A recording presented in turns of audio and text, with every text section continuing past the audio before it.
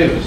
Hi, I'm Jake Davis. I'm the IB Program Director here for Mesa Schools. Work primarily out of Westwood, but oversee IB as well for Mesa and Summit Academies. Hi everyone, I'm Ben Scragg. I'm the Director of Design Initiatives in the Maryland Teachers College at ASU. And for the last 2 years on Thursday nights, I've tortured Chris in our ADD cohort. So we're in the doctoral program together. So he's haunted by my presence yet again. Yep, and we started on this dating pattern probably 3 years ago. Yeah. Over at Coronado High School when we were doing work over there on the Saturdays. And so that's where we started, and he's laughing about it. But Jimmy, don't take that back. Jimmy's sister works over there. But a lot of great stuff. That's where Ben and I started. Try to cover yourself. Try to cover it now. It's not safe. They are recording right now. Alina. Hi, I'm Alina Differt. I'm an online instructional design coach here, and then I also teach IB and AP Environmental Science and then 9th grade Avid. Jim Little, I'm with Educational Technology, work at a few schools as far as teacher use of integrating technology for instructional systems.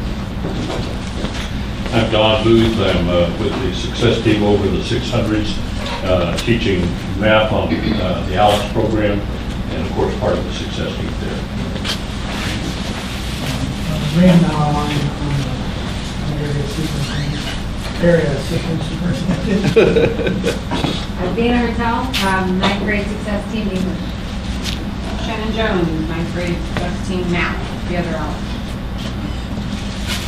Galen Head, teach 9th grade science in the C team over the 600 dollars. So this is the success teams. I'm success team 9th grade English. Oh, sorry. Shelley did it. Shelley's doing it. Sorry. I'm Katie Gardner. I'm one of the assistant principals in Westwood. Patricia Harris, 9th grade Avid success team. Kelsey Meeks, science, 9th grade Avid success team. Peggy Beasley, math, Avid success team. Jennifer Eccles, I'm the director for online and personalized learning at Mesa. Natalie Naylor, also from Maryland Teachers College, and my work is looking at partnering with all schools and studying with the transformation. Wendy Clifford, and I'm the special education department chair. I'm Jimmy Wojcik, the 900 success team. I teach the science and agriculture, and we are the best success team. Ooh. Any other numbers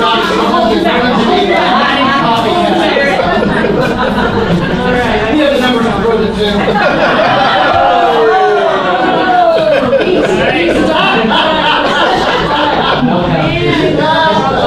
37, the trash talk. I'm Sue Campbell, another assistant principal. Okay. Reggie Castro, assistant principal at Westwood. Terry Ramirez, assistant principal at Westwood. I'm Rachel Soler, teaching 9th grade English and also freshman design. Well, fantastic. Thank you guys all for making the time to being out here today again. As you can see, we have a lot of people in here that can make this project successful.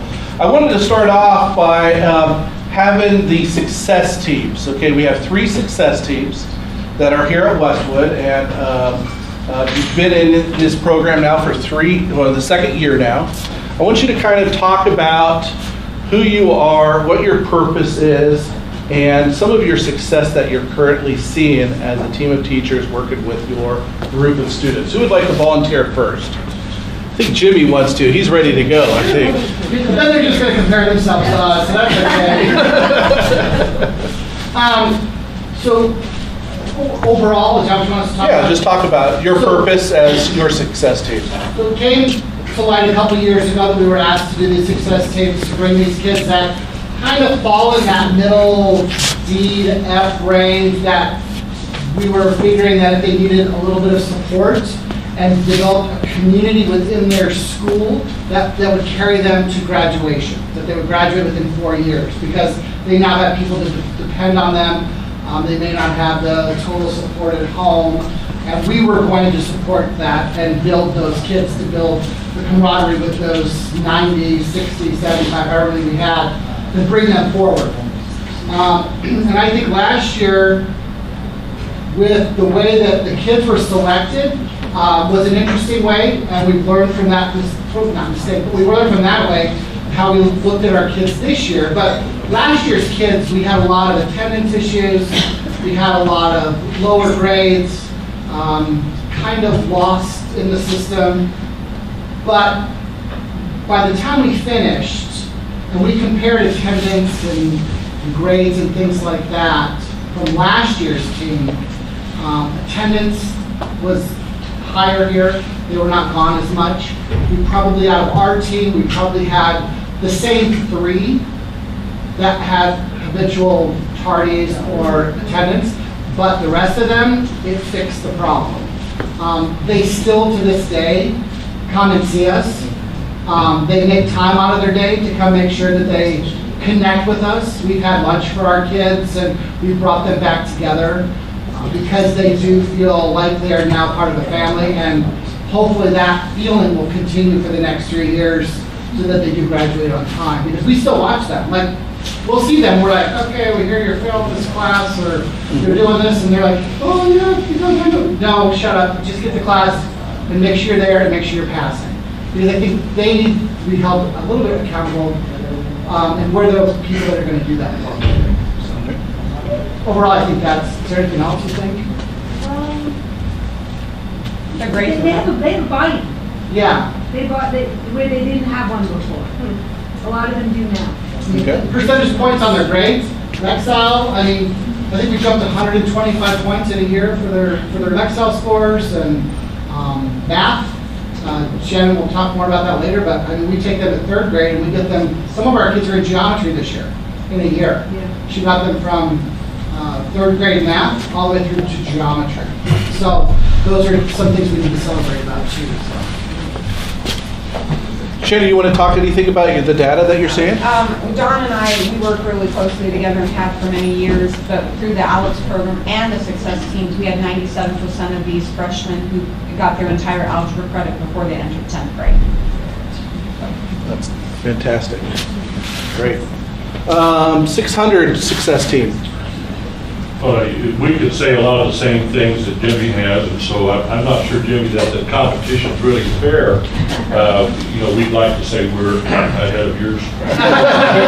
But I'm not really going to do that.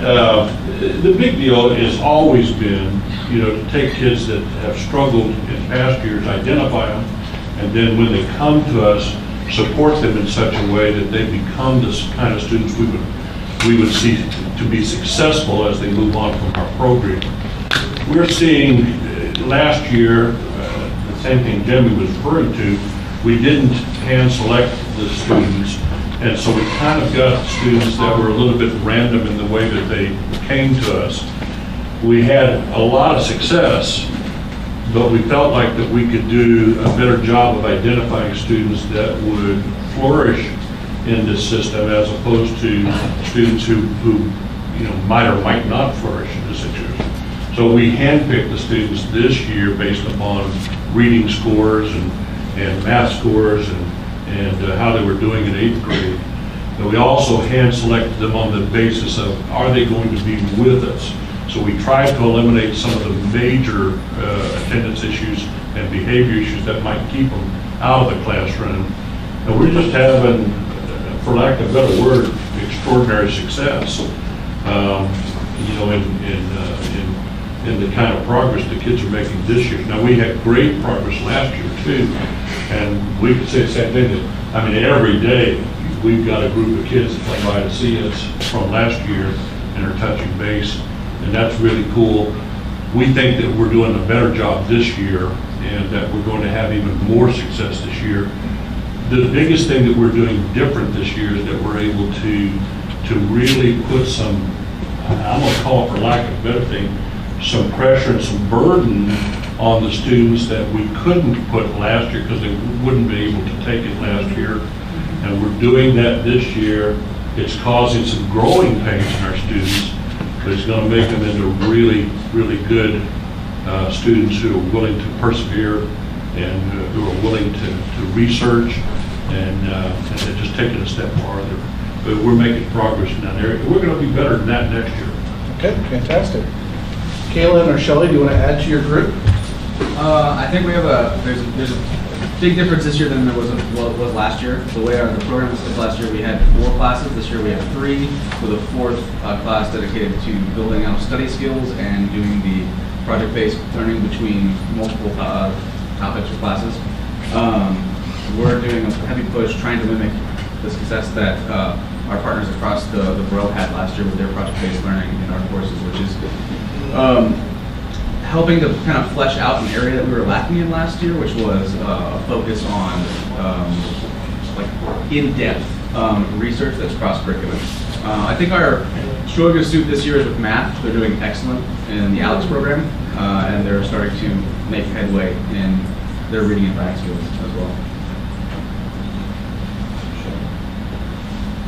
Slowly in their reading and writing skills. All right, last group, Avid Success Team. Yes, so we are the only Avid Success Team out of the Success Teams, and those particular students were already geared with the mindset that, yes, I want to go to college, I have the drive to go to college, but I have no idea how I'm going to do it. Parents, the students were more than likely going to be first generation college students, and so some of them still dealt with some of the attendance issues only because of the different support systems that they may or may not have at home. A lot of our students, we found, it wasn't necessarily the behavioral issues, it was more emotional issues that a lot of ours were dealing with, and so being in contact with the counselors has played a huge part for us, but I think we have, as a team, we knew we needed to build a rapport, like Jimmy had said, and we wanted to kind of push our students. When Lynch first introduced this and said, throw away different ideas that you thought about, we did just that. We're like, let's see if we can just start from scratch. What would that look like? And so for the first time, I think in my career, I was able to definitely touch base with the science teacher and the math teacher and see how we can cross those different curriculums to bring something that was new and innovative to our classrooms that our students will, they want to come to class. And I believe I spoke with Dana maybe a couple of months ago and we were talking about how sometimes we can see students will show up for our classes and then all of a sudden we see that they might be ditching their other classes, but they're showing up for the core. And so seeing that engagement with our students, wanting to be, what are they going to do today? What is it going to be like, today? Keeping them on their toes and, making them have that wonder about learning and the things that are going on in our world. I think that's been the biggest push for our team and what we would like to continue to do. Anything else you want to add? Any of the other teams that you might have thought of? Jen? Yeah. You asked a million questions.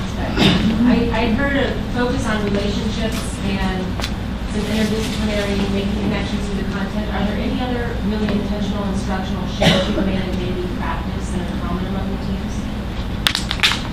Nope. Go ahead. We have 2 planning periods at the end of the day, so a bulk of our time is spent planning and discussing content. We're constantly trying to brainstorm together. It's no longer you're on this island alone, trying to figure out what you're going to do for this next piece of content, or the kids are stuck and you don't know how to help them. Like, we're constantly trying to help each other flesh out those ideas and get support. And then I think for our 2 teams, because we utilize the ALEX program, that is about as individualized and student-oriented as you possibly could get it. Every kid is only at their own rate, their own pace, their own topics. It's not sure what all these things. That's very, very different than a traditional kind of classroom. Well, if I could add to that, and I'm going to use an example, in a regular algebra class, if you went in there, you'd be basically stuck in algebra, and that's your goal for the year. I have a student right now who started at 3rd grade math in August, finished algebra last week, both semesters, 97% mastery in the first and 99 in the first and 97 in the second, and almost halfway done with geometry now. And that's all going to be in 1 year. And he'll probably get into algebra 2. I've got multiple students that are going to be able to get more than just an algebra, this year because of the flexibility that we're doing. And she does too. I mean, we're both, I think going back to, because you're asking like cross-curricular, is that kind of more what you mean? I'm thinking about instructional practices or strategies or shifts that you're, for example, are you trying to focus more on small group instruction? Right. Yeah, we do that. We only have 18 in the class, which is really nice. So feedback is almost immediately when they turn in papers, you can get it back to them. You don't have 200 pages to grade. So, and then you give them ample feedback. And we do something with our fourth period that we're very flexible. We do 3 days a week where we meet as, they have a set class, and then those other 2 classes, she switches them, depending on if they need more math help, if they're lacking in some other place, then they have to have a list that they have to check every Tuesdays and Thursdays, and that's where they go. So we have flexibility with the schedule, with the bells, with the times, and then sometimes when we do some of the classes that are 2-hour blocks, we don't do 1 hour, 2-hour blocks. We change that all up, and the kids have people around in the classroom and instructional. Our kids don't hear bells. If you ever watch, they ignore the bells because they know there's times that the bell does not release them. Some kids don't bell, they start packing them. Our kids don't do that. But I think a big switch of what happens is we're 3 are all on the same page with every single kid, and they can't get away with anything. So that's a mental shift for those kids that when I leave English, I'm done with English, and now I got to go talk to math. So we've changed their psyche a little bit, saying, we'll pull them in the hallway and go, okay, now the 3 of us are standing there. Why are you doing this in math, or why are you doing this in English, and you're not doing it in ag or science? And the kid, for a while, they're like shocked. But then they get, oh, I can't screw up in one class because I'll get talked to. But they see us as learners too, because I'm not just a math teacher very often. So she's writing compositions with pages. I'm doing math, and she's doing science. I mean, we're all over the place. Yeah, so we all share that. So I think that helps too, that we're all in that. So my big question is, why aren't we doing this more often? Okay, we're starting to see some success in it, and believe me, I'm a big believer in this program of no bells, interdisciplinary. Something needs to shift in education. Okay, shift for our students.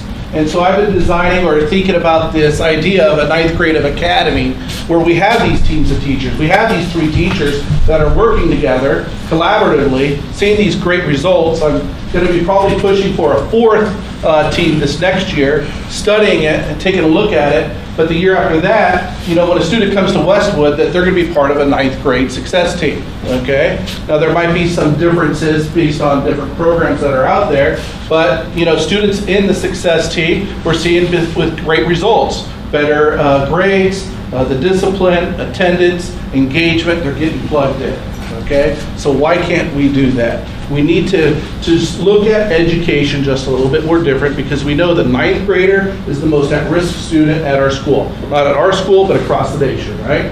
The graduation rate, I could pretty much predict based on the success of our 9th graders this semester, okay, right now.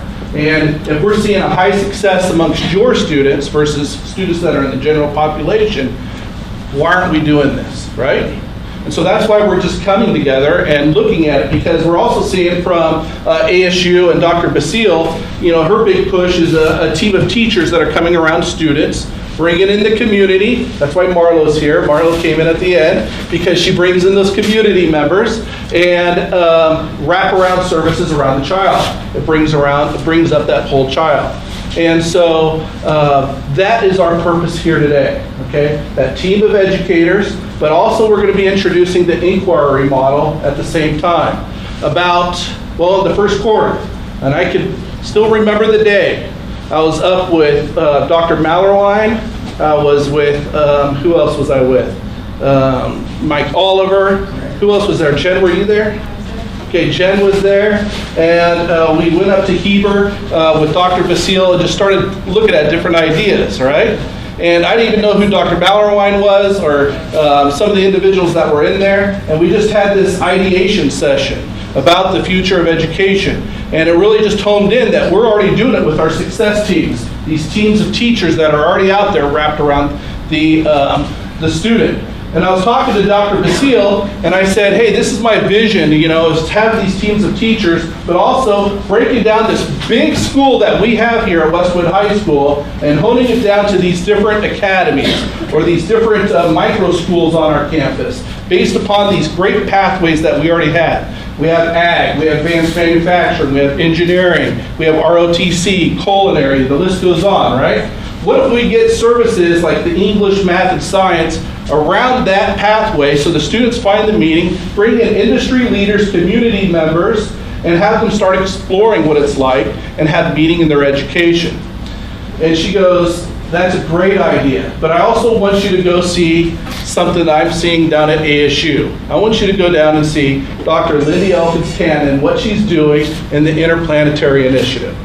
And I Googled her, of course, and I was like, wow, this is pretty amazing. So we are here today based on a lot of work that we did this past semester, and I know some of us have been down to ASU and observing Dr. Lindy Elkins-Tan's class around the Interplanetary Initiative.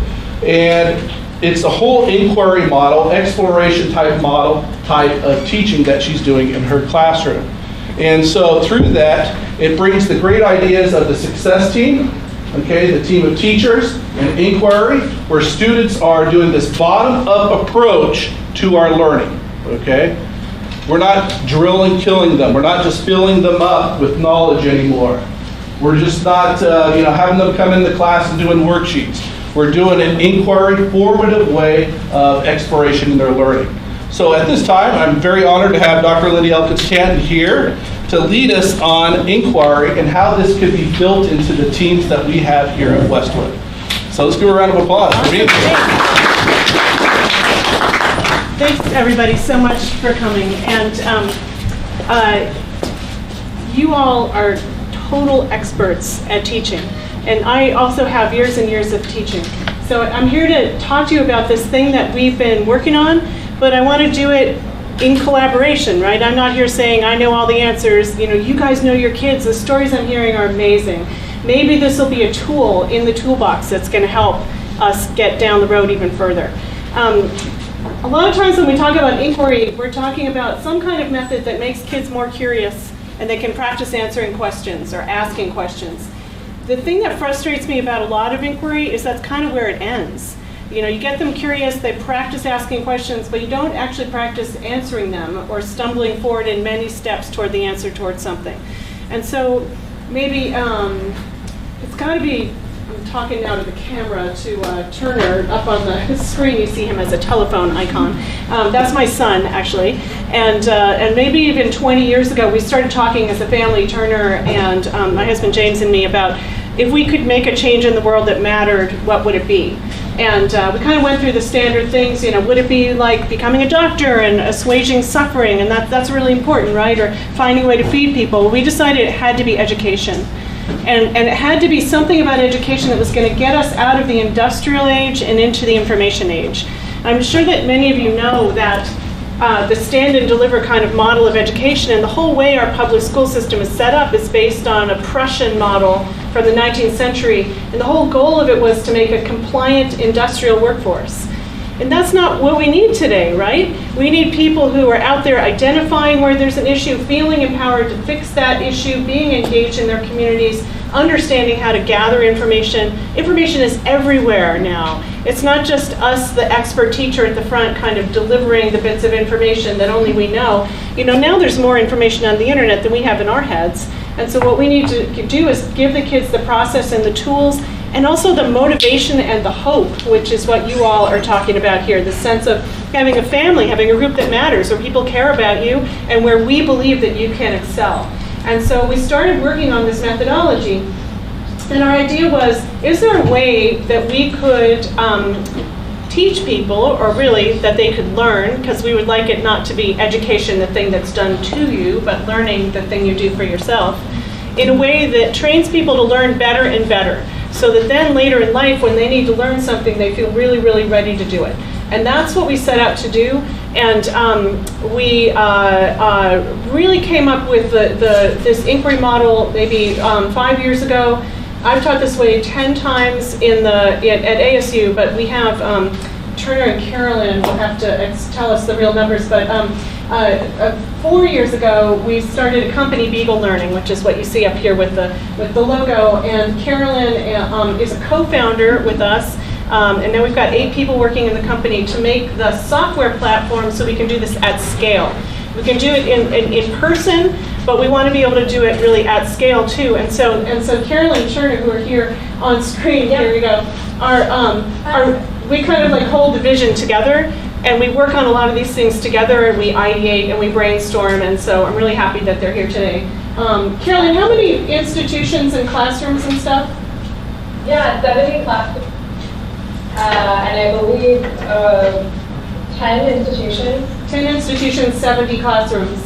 And so lots of different in 4 areas. years, yeah. In 4 years, right. So this is what we're doing. We're so excited that Carol Basile loves what we're doing because that's a gigantic endorsement. I do it in science, but it's very interdisciplinary, and we've done it in Spanish and business and experimental theater. And so it doesn't matter what the discipline is. It's just a way of trying to empower people to learn. So that's kind of the intro. Is there anything that you guys want to add at all before I dive into my presentation? I think Turner's on a bus. He probably can't talk to us. But he could slack to Carolyn. Okay. But no, I think your introduction was perfect. And I'm excited to hear from everybody's comments on like where they see this fitting, and especially with all the other amazing initiatives that you guys are doing. So, yeah, I think we're all after the same stuff here, which is great. And so, and then I have a bunch of co-teachers at ASU. We tend to teach classes in groups. And there was nobody else who could join us here today, but they're here in spirit. All right, so if you are setting out, let's see. Oh, that's interesting. Why is this not working? There we go. All right, so the paradigm that we talk about is, what if you had something you wanted to solve? What if you had a problem? What if you had a question? Basically, you would start with a goal. Sometimes the goal that I use as an example is, why can't girls go to school in my town? Or the goal might be, what would it be like to be in the ROTC? So there could be a lot of different goals. These are goals that kids might choose for themselves. So here in the real world, what we would do if we're learning, we got a question, we probably type it into some search engine and we get some ocean of content, right? That's kind of like, we don't tend to just go to the library and find the reference book, right? Today we go on our phone and we get the ocean of content and we digest, and by we I mean like any of us or our students, like people in the information age. Probably digest a bit of content. Maybe you read a little thing or you watch a little video, something like that. And then you have what we call the natural next question. So we're entering into this kind of inquiry cycle that I'm going to introduce you to today, the way we do it. A lot of us are taught, well, let me back up a step and just say, I'm sure you guys are aware that if you read the literature of teaching, most of the papers and articles and books that are about questions are about the questions that teachers ask. But we all care about the questions that the students ask. A lot of times the questions that students ask, we're encouraged to think of them sort of in a Bloom's taxonomy. You're going to ask questions about the content you just read. I want to move us past that. We want to move to this idea called a natural next question. Not a question about what you just read, but the question that's going to take you a step closer to your goal. It's almost like a little miniature research question. How do you take one more step to learn a bit more? How do you begin to put together this landscape of what you're trying to learn about? So if you do that process, here's what it looks like. You set your big goal, whatever it is. What's it like to be an ROTC? Do I want to work outdoors? And then you get into this inquiry cycle. You find a piece of content, you bring it back to your classroom, you share, you summarize it, and you share it out, and then you ask your natural next question, and you find another piece of content. And so this is basically the inquiry cycle that we think is the center of learning, and that has been working for us incredibly well in the classroom. Especially the summarize and communicate content part is really important. And we can talk about all these bits in detail. And then periodically what we do in our classroom is we do a distillation part, where the students are asked to put together all the information they've learned so far in the year and then share it with their colleagues. And so what this looks like in my class And of course, everybody's class is different. In my class this semester, and those of you who visited know this, we have, I don't know, 16 or 18 students, depending on who's around that day. We have some people who are not registered for the class, but they come when they can. And it's kind of a little bit unusual. Everybody from freshmen up through third year PhD students, and people in a lot of different fields. And so we have, for example, I was really thinking about what you were talking about on the AVID team, because I have a wonderful student this semester who's the first generation college student, and he's also the primary breadwinner for his family, and his mother is sick. And so dealing with all of those issues, the emotional issues, the family issues, the actual constraints of life, what we're trying to do in this class is not ever do anything that you wouldn't do in the real world. So we don't think that you need more passive listeners or memorizing for the test, right? These are not things you do in the rest of your life. What you do in the rest of your life is struggle with questions that are a little too big to answer, read things that are hard to read, that don't totally answer what you're doing. And you have to work in teams, and you have to be able to talk to people and have them understand what you're saying, and you need to listen to them and hear what they learned. So these are the skills like what we're practicing today, right? These are the skills for real life. And so in our class, we teach the students about primary sources, and we teach them about peer-reviewed journal articles. Now, this is going to be different for everybody's class, right? Everybody's student is at a different level. Carol and I were talking about how to do this in elementary school.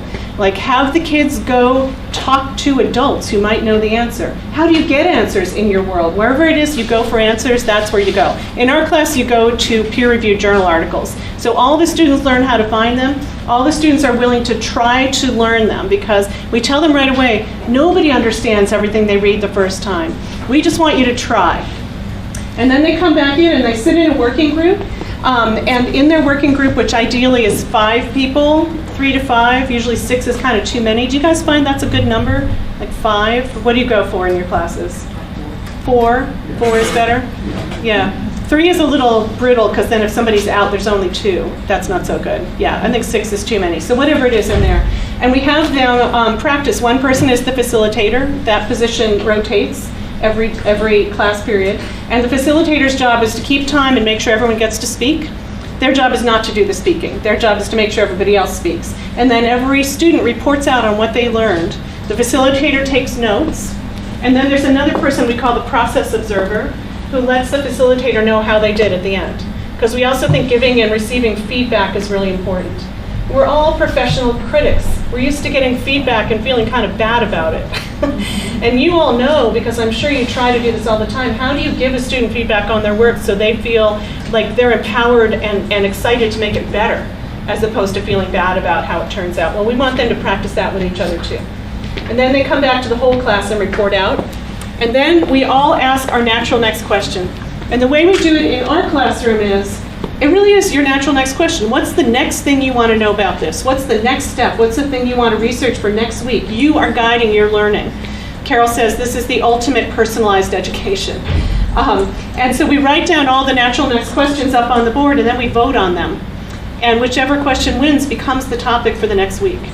So this semester, we're trying to understand what it takes to put a human biosystem into space. What about your microbiome in your gut? How does it like being in space? How bad is the radiation environment? What kind of materials can you build a spaceship out of?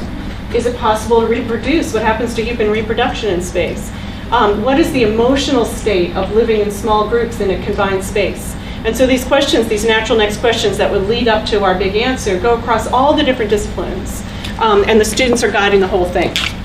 So then what happens is with these distillations, after they've gone through this inquiry cycle a number of times, then what I've been doing, and I wonder if any of you do anything like this, I ask them to make an infographic. And I don't tell them how to make an infographic. I give a couple of examples of structures. You know, maybe it could be just like a picture of a person in space and point the information to the parts of their body. Or maybe you want to make a kind of a mind map, something like that. And then they bring in the next week their summary of all the information they've learned and report it out to the class, and together we write a giant infographic on the board of everything we've learned. And we found, so you know that having this metacognitive structure for the learning, having a graphical, visual structure is a great way to remember it. And so that's the whole class. That's how we run our class. And I've been running it just this way, completely pure inquiry cycle after inquiry cycle with distillations. The students come away with so much content and such a sense of empowerment, and they tell me over and over again that they're using these techniques outside of class. They now have the sense that they can try to understand how someone knows something. They go on social media, they say, now I wonder how do they know that when I read something. I used to just read it and believe it. Now I wonder how do they know that. I mean, I figure if we could teach our kids that, we kind of have got the future, like it's good, we're good, right? And so that's kind of the pure form that we've been doing.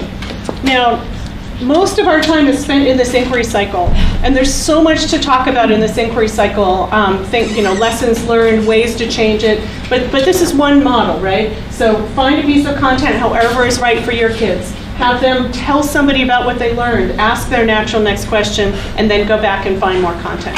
So that's basically the big cycle and how that works. Now, if you do this over and over again, you basically build up a mind map. So here's the first piece of content that they read, and there's the big goal for their class. Now, we've run classes where every student has their own goal. Instead of having a big class goal, they have their own goal, which is, I think, what I would recommend for you all to do, so that each student would be pursuing the answer to something that they care about. As Chris says, the why. The why. What are they going to get out of high school? Where are they going in life? What's your question about why? So they're going to have a little content. They're going to ask a question. Maybe they find two pieces of content, and they kind of take them in different places, in different directions. So this week they ask this question, and then they follow it this way, and then later they go back and ask this one. This kind of mind map structure helps them put their information together in a way that makes sense, helps them remember it, and they've got their questions and their content all in one place. You can see exactly what they've done, and then for them, it's like their notes or like their remixable textbook, really, of all the things they learned in their journey. And so we really like the mind map as a way to document this. Now this is the final mind map from, I think, the very first time I taught this way. The big goal question for this semester, and I know you can't read it, so I'm just going to point at stuff. The big goal question for this semester was what was it? It was something like, what makes a planet habitable? So if you're looking at planets around other stars outside of our solar system, how could we know whether or not there was life on it? I think that was our big question. So this was the first piece of content, and then they asked questions that went in two directions and then brought us back and then went other directions and kind of went up here. You can see the blue ones. This was before we had any software. So I'd come into the classroom early and I'd draw the map to how far it was. And then what we did on the last day, in red, you'll see these notes. I know you can't read them, but you can see there are bits that are in red. We tried to answer all the questions from the whole semester. That was our final distillation. We went over all the questions and tried to answer them all so that we had in our heads our state of knowledge. One thing that's been really exciting in these classes, including this happened with freshmen, so kids that are just a couple years older than your kids, they've asked questions that no one has an answer to, like actual research questions in science where literally no one has ever done the work. And we've had a couple people do original work around that. And then you have the opportunity to talk about how most of the world, we don't know the answers. We're trying to figure them out. And also, it's not always in a library online. Like sometimes the answer is in your neighbor's head, or, like somebody you can go talk to. Or another way to think about it is maybe the answer is inside of you. Maybe you need to really do some introspection and come up with your own answer for some kinds of questions. So there's lots of ways to answer a question. These are examples of some of the infographics that our students did the first time through this semester. Let's see, that infographic was from a graduate student, but the other two were from undergraduates.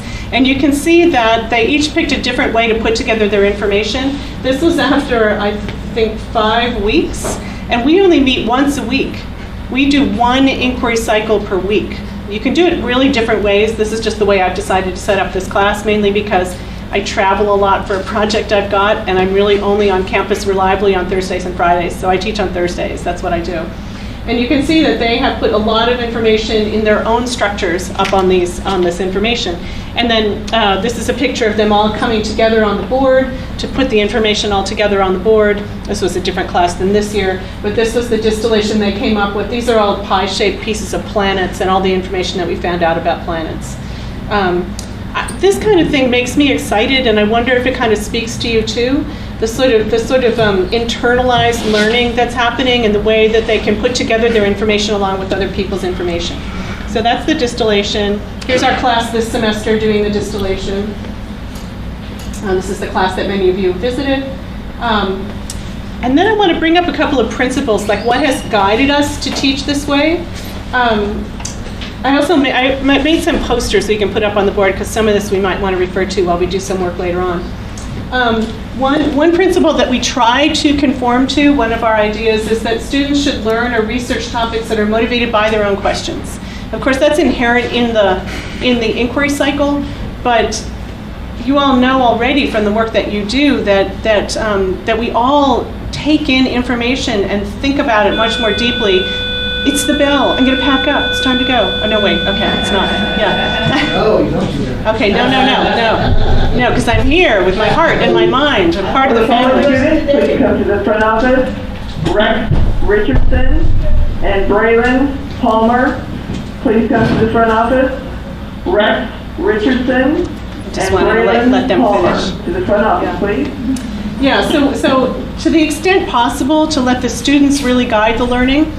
Now, I know that this does not work with every topic, right? But it works with the kind of topics that we're going to talk about today, and then you all can adjust, take little parts of it or adjust it for your need, or deliver some content that you need to deliver, and then let them do some inquiry cycles on it afterwards. There's a lot of ways to do it, but ideally they would be following their own question. In the best working groups, all the students are investigating the same or a related question. If all your students in your groups are thinking about where they're going through high school and with their lives, that's related enough. And it means that each student has independent research, so when they come in to share out, they're sharing something that nobody else in the group discovered, so they have new information, but it's relevant for the other students in the group, so they all want to listen. It ends up being much more interesting than just listening to other people talk about the same thing we all read. It's actually more interesting to have really new content. We try to encourage exploration by aligning assessment with inquiry. So one of the freak-out questions that the students often ask us on the first day is, how will we know when we've answered our question? And we always say, well, no, just like in real life, you have to decide when you've answered it well enough. I can't know for sure. There's no ultimate answer. There's no answer in the back of the book. What we want to see is we want to see you progress. We want to see you get braver about asking questions and more confident about finding information. It's the progress that we need. So there's no exam at the end. In our class, we have to do assessments. We're part of the system. We have to. So the written summaries, I grade them for content and for grammar and for structure. Do they follow the directions? Do they write well? And do they get something out of what they read? And then they also get graded in a formative way on how good their questions are. We actually have a rubric, a scoring rubric for your question. And you can use the rubric yourself to help make your questions better and more profitable and more fruitful week by week. And we can actually score that. And we also have a way to score how well someone gives someone else feedback. And then the person who gets the feedback gets to respond to the feedback. And so these seem like relevant ways to assess people. We try to keep that assessment aligned. I find that I have to constantly reassure them that progress is what is valued, that ambiguity and stumbling are part of the process. Is that a kind of an issue I'm imagining that you have with some of your kids, right? That, nobody's perfect overnight, and perfect is not even the goal. Like, the real life goal is not you pass or you fail. The real life goal is you keep trying, because you get better all the time. You just keep trying. So that's what we go for, is that reassurance that progress is what we're going for. Lindy, if I could add upon that, Yeah. It falls right into what the Mesa Public Schools portion of the graduate, the resiliency aspect that we want to build into our students. Yeah. And so, going through the stumbling process, being part of that process builds up that resiliency that we want in all our students. I think it's really important, and we see it happening in our classrooms. Our students become more relaxed, they share more, they no longer feel like they're competing with each other, they feel like they're really on the same team, and obviously that's something that you all are working on with these success teams. That's got to be a huge part of the reason that it's working so well, what you're doing. You've got a village where people feel like they're a part of the village, instead of being a situation where everybody feels like they're in competition with the next person. And so in our classroom, it's that feeling, but also I don't withhold information. You know, a lot of times when we're teaching in a formalized situation, the teacher withholds information until the student's ready or they figure it out themselves. And to me, that seems false. You know, we're actually really trying to find an answer that none of us know the answer to. So if I have the information, I give it to them right away. And if I don't, we figure out how to find it ourselves. And so that way we're really on the same team. So we try to only teach processes and give content that are needed for work in life when we're doing this process. And the interesting thing is that when you do this kind of inquiry where the students are beginning to understand that they are actually the leaders of what happens in their lives, they're the leaders of their research process, they're the leaders of understanding when something's answered, you know, that's a goal for becoming an adult for all of us. Then they also come to understand better why they need to learn some of the other content. You know, what if by going through this kind of process, you had students who suddenly realized, you know, I really want to be an agricultural engineer. I see how important agriculture is. I really love being outdoors. I love equipment. And I realize now that to do that, I've got to learn a bit of science and engineering. It means I've got to take these math classes. Suddenly, it's all motivated, right? It's motivated from their own recognized need. And that's what we're hoping for. We're hoping to take away that sense of it doesn't matter. I want to, all right, let me just talk, we'll talk about this question, this, let me ask you, does the idea of being able to score how well someone asks a question as an assessment, does that seem relevant and interesting? Is that something I should talk about? Yeah?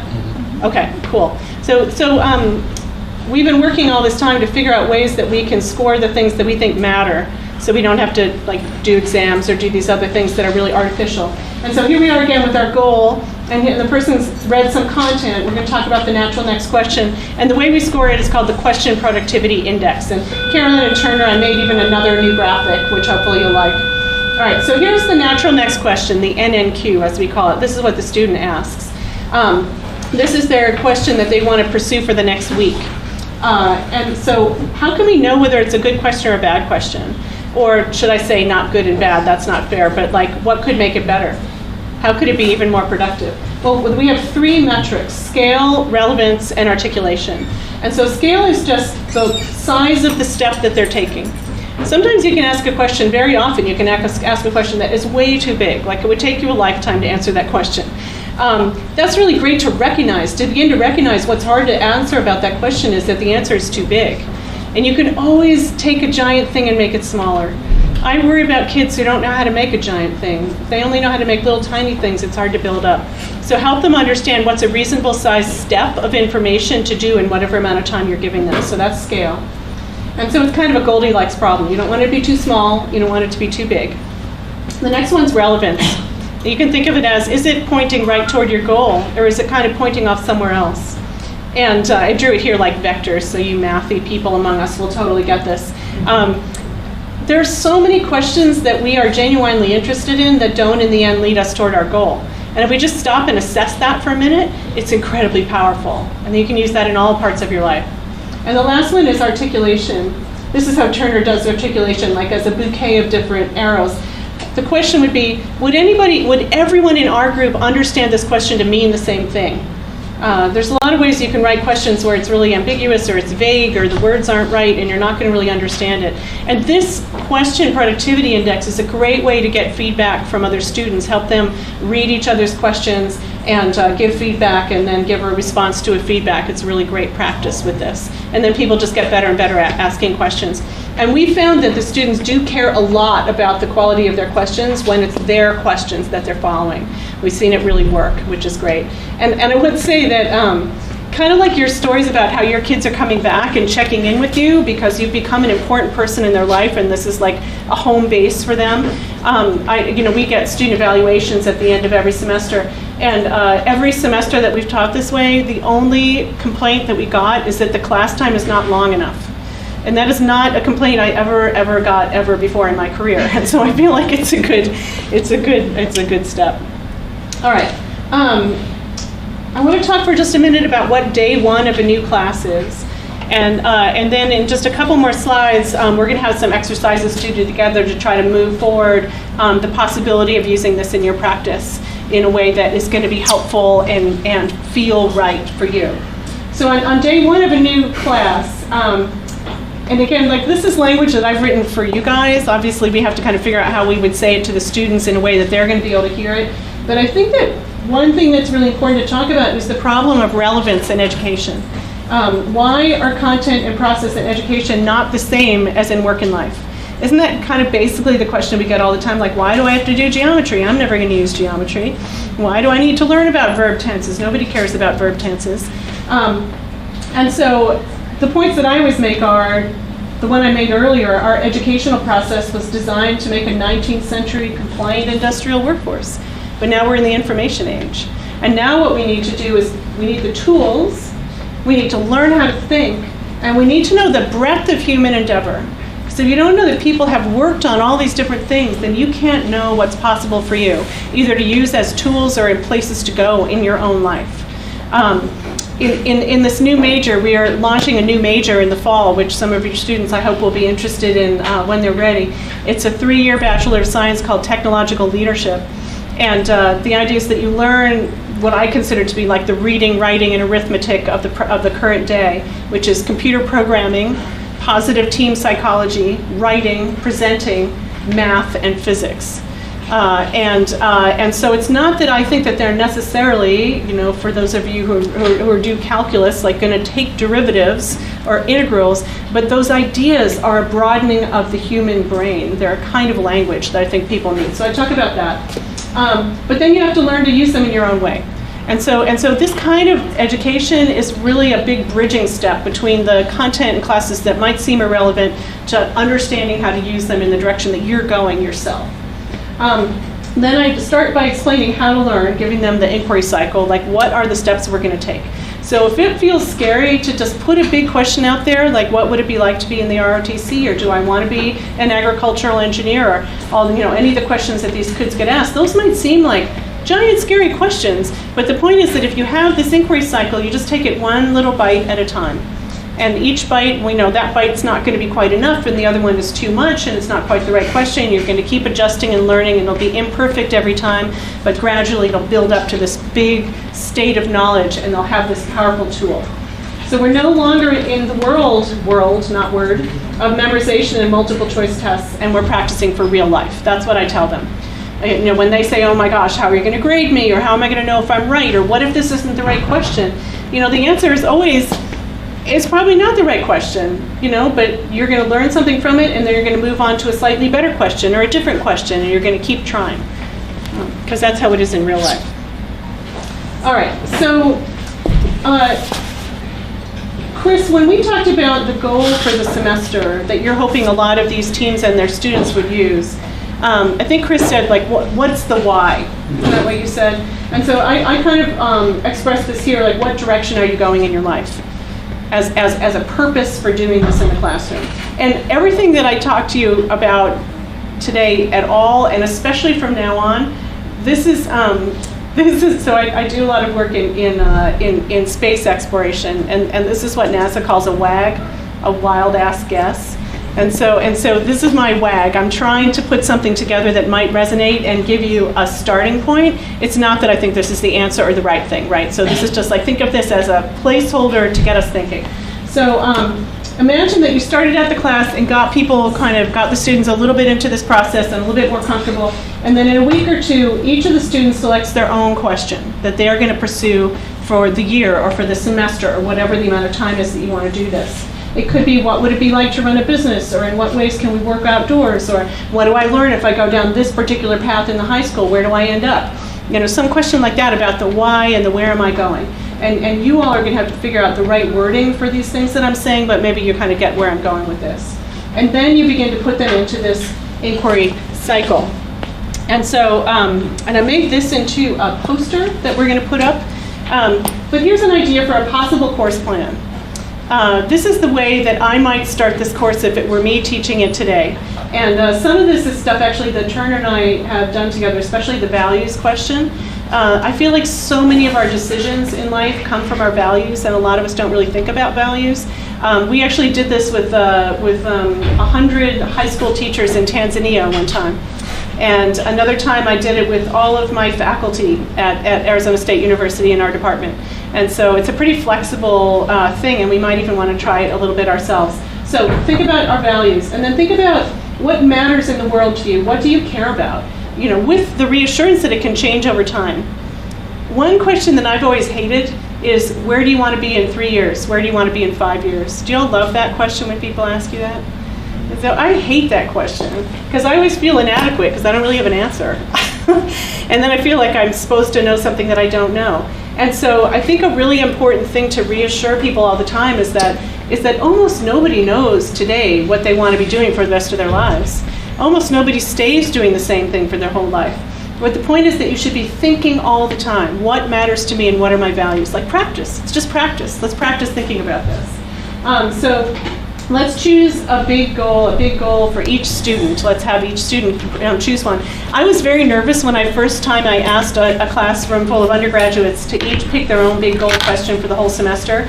I figured a lot of them would freak out or they wouldn't be able to think of one, and I gave them a list of examples, and then they had to give us 2 or 3 that they were interested in about 3 days later through email. Everybody did it. Everybody could do it. Turns out everybody's got questions. You just have to give them permission. And so I think that your students would probably have wonderful questions. And some of the questions that my students asked, secretly I was thinking this will never work. And they all worked. One of the students, this was a class about, it was really something to do with space. It could be anything. It could be about life on planets, or it could be about stars or galaxies or the beginning of time, or it could be, about exploration or spaceships or NASA, like anything that had to do with space. And one of the kids who was a sophomore said, I want to understand what the universe is made of.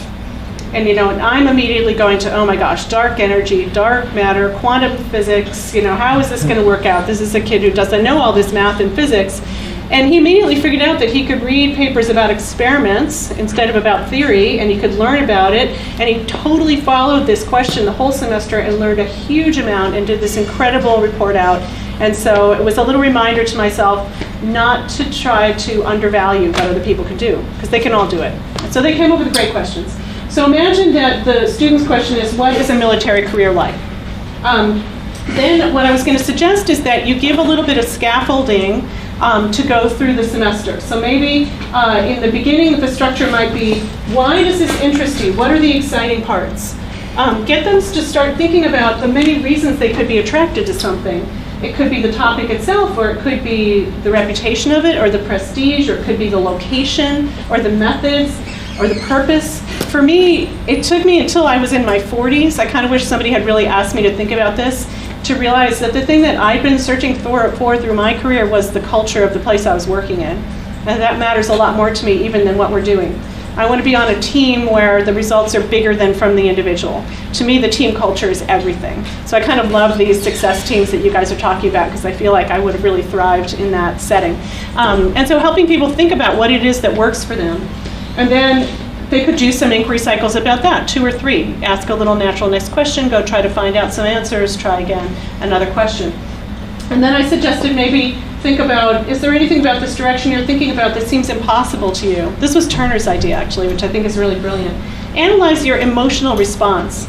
Like, really pay homage to the emotions that we have when we think about these big things. Why does it seem impossible? Challenge your questions about why it seems impossible. I have this sort of fantasy that if we could take kids in 9th grade through a few inquiry cycles around something that feels impossible to them so that they could question it and realize it's not, that maybe that would be a little template or a process they could then use later in their lives. And then another idea we had was, how much do you really like thinking about this topic? I run into this when I was teaching just geology. I would run into this all the time. These students would come in to major in geology, and it turns out what they actually liked was hiking, not geology.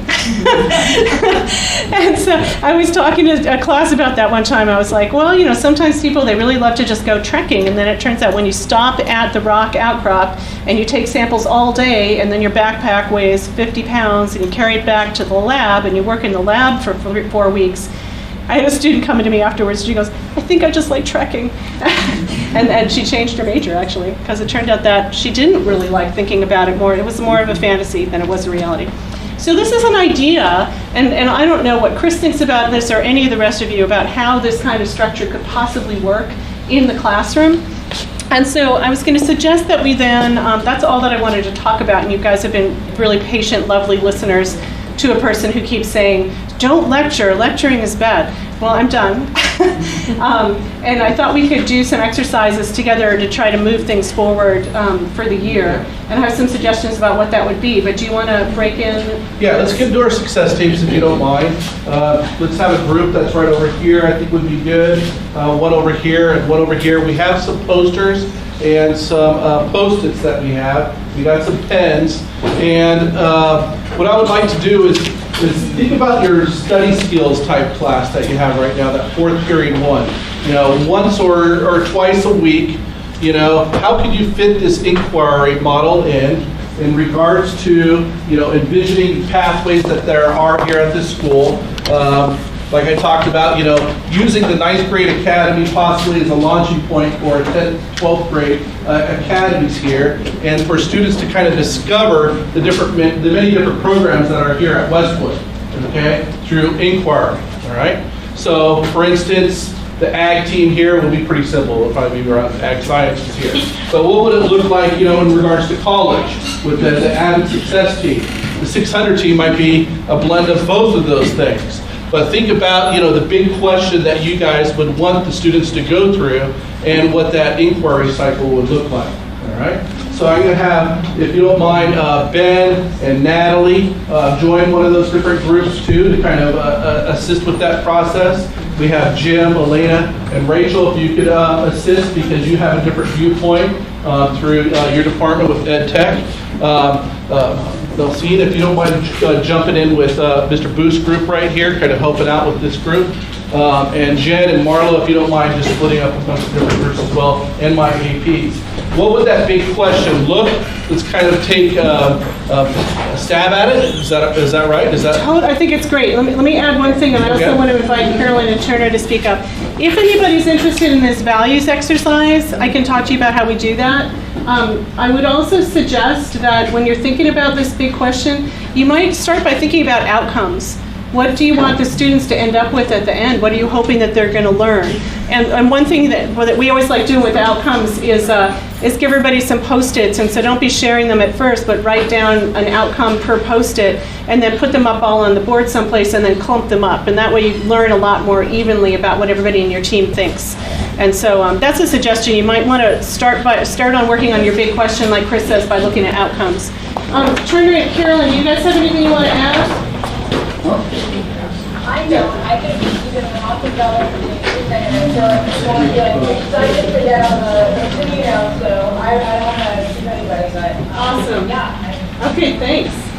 I don't know if Turner's still on the bus, or maybe he can slack to you, Carolyn, if he has something to say. All right, let's do it.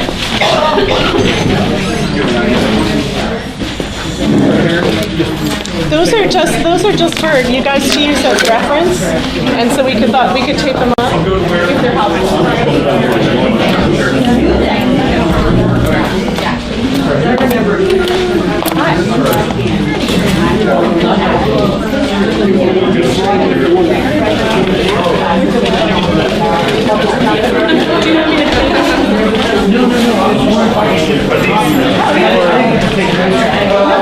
Just a look at it. Oh, yeah.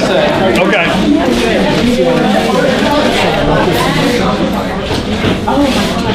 About how many of these do we need, Chris? Huh? How many of these do we need? Grab a couple. Yeah. You might screw up a couple copies.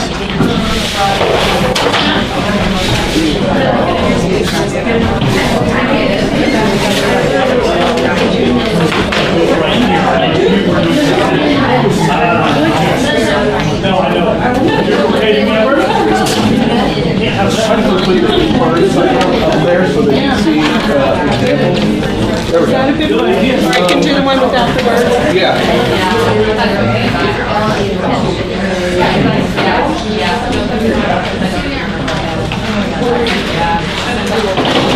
Yep, perfect. What do you think, Chris? Good. Huh? It's going great. It's going good. They're just absorbing it and it's sitting.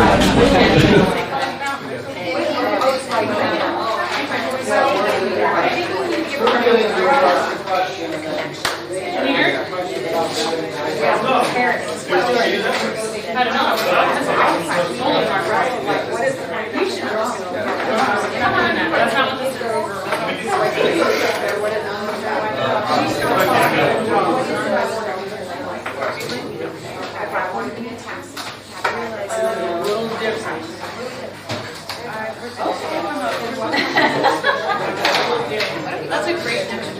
how would we use our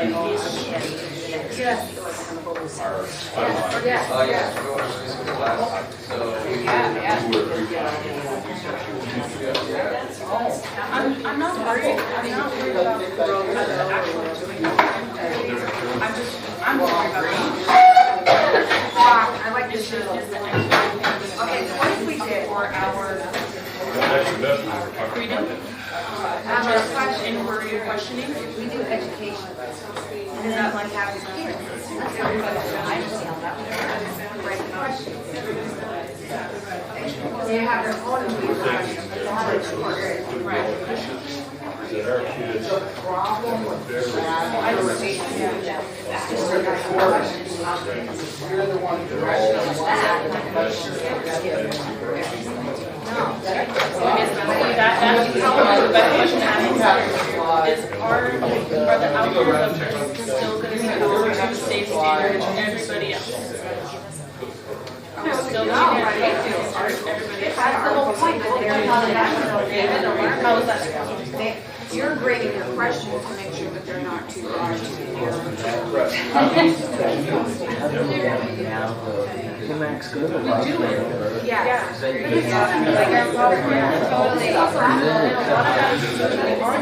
I got a shot on the group. You've been doing it for your lessons pretty long. You probably have a better model. There's the inquiry cycle right now. Yeah, so we want to Yeah, you're developing it for your class. The team of teachers. Okay, and then when you come back, you can just go to my camera. Like thinking about the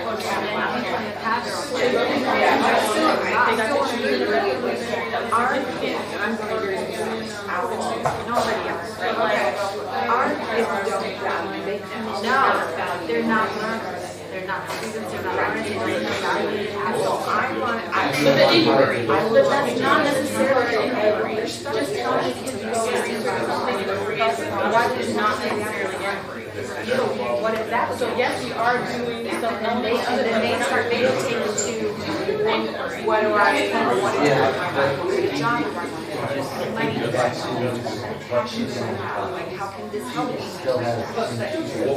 Yeah. I mean, they could go in all. Okay, so what was that question? Why? Why do I have to say? Why do I have to say? That's what they would say. Why do I have to say? All three of us? Well, if you're doing it, Yeah, we have to continue education. I know, but that's the question. But there's passion, we can get them to understand that there is. That's why, that's what we're back. So then what would we do here? So then again, you have to get on your computer and research? No, they would have to come up with questions about that. So like I could say, for example, well, how does education help me become a doctor? Okay, or you could say, how does, what, education affect my future? You could say, well, I'm passionate about instead of working with math, how does education help me? But there's more because so they're all going to be the one that they go and do research, and then from the research, then they do the class. Well, I think that's their whole figure out, and then they come back, and then they answer. Yeah. So what happens is she had the goal already. Around the board, and they said, this one wrong. Now we're researching their Well, that was one way. So there's two different ways. That's one way, that's what she said. But they come up with science. I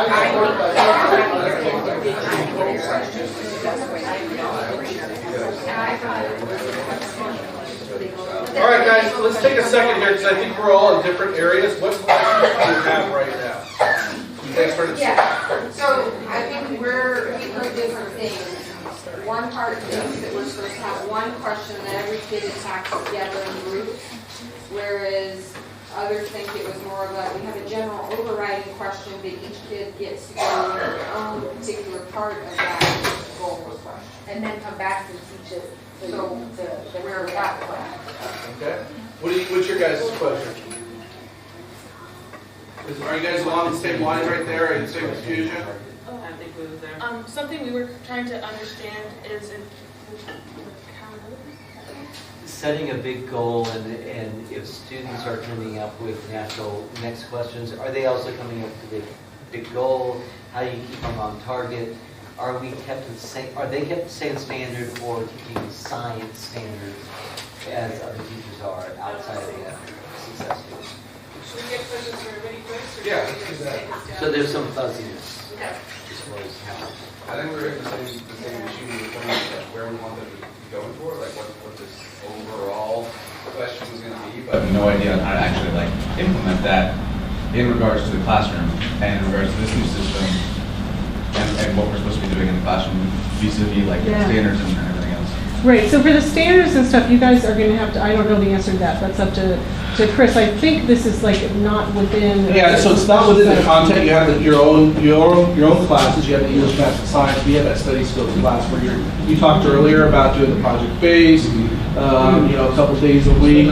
How would you involve it in that class period where you guys are coming together as a team of teachers through some type of a problem solving topic? And then in terms of, so you guys very, very kindly listened to both the models that I've used. And so the model I'm teaching by right now is every group follows a question. But the model I would suggest for you all is every student follows their own question. But I think that you need to, it's not just like any question in the universe for their big goal question.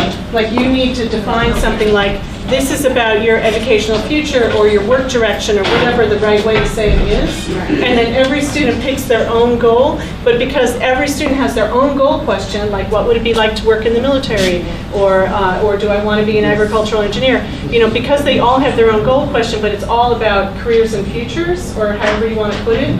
That means that when everybody reports out in their group, it'll be relevant to everybody because they'll be pretty close by. So let's say they each have their own individual question, military, agricultural sciences, whatever. Do they then work together? Like maybe the first question is, how does education help me reach this goal? Yeah, you're just making something up, So they each all go do that same question and come back and talk about it from their different goals? I would suggest that you let every student follow their own natural next question. So how is it grouped then? Are they working together for all over the place? So what we found is that it's always close enough that everybody's interested. And so the reason that I kind of gave this structure was you probably don't want them to just wander every place all over the map. And so maybe you want to say, like, for the first couple of weeks, I want you to be focusing on what you find exciting about this. So have your natural next questions be related to this somehow.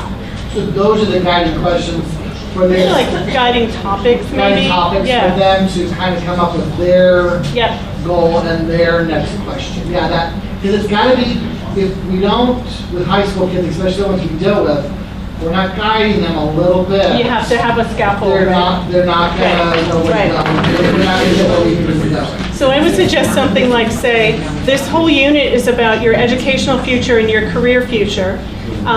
Today I'm going to, talk to you for 15 minutes about something that has to do with this. Like give them a little 15-minute thing, and then have everybody try to think of what their question is going to be.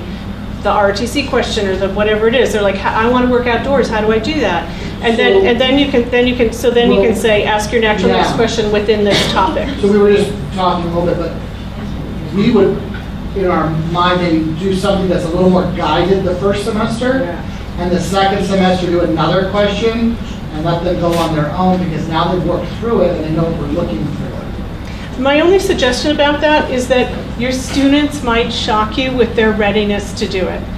Because I've tried to also be very guided with some of the younger undergraduates and find very rapidly they're ready to do the cycle on their own, so I would just be ready. Yeah, you're right. We're going to have to be flexible, but I can tell you from our perspective, it takes me about 4 weeks to get kids to even be willing to ask a question. Yeah, so that is actually one of the most gigantic things. If you can just get them willing to ask a question, then it's like the floodgates sometimes. Right. Yeah. Do you see, because I love the idea of career literacy. Actually, I've done a legislative session this morning, and career literacy is a huge topic within possibly getting additional funding for. Excellent. So I think that this falls right along with that, but sometimes to help prompt that question, pulling in other resources like maybe career assessment, or, you know, they might not know what they're interested in, or is that taking place of a system like that, or do they work maybe together? I would think that you'd want at least a couple of weeks of getting people to think about it.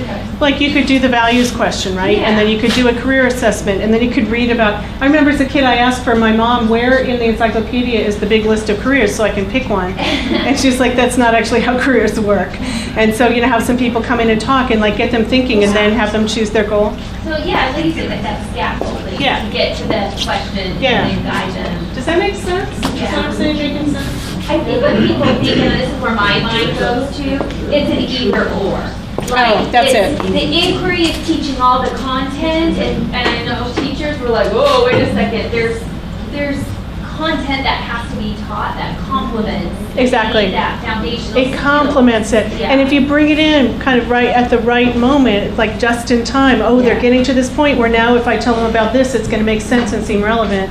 Like then you spend half your time doing an exercise or giving a lecture or watching a video or whatever it is that gives them that piece of content at the right time. I would take the symphony example, because the people, you know, to have a symphony, they have to know how to use their instrument, but the conductor is in there helping bring it all together. Yeah, And yep. so- Exactly. That's why I was suggesting that you give them that. You give them some sort of topical scaffolds to help guide their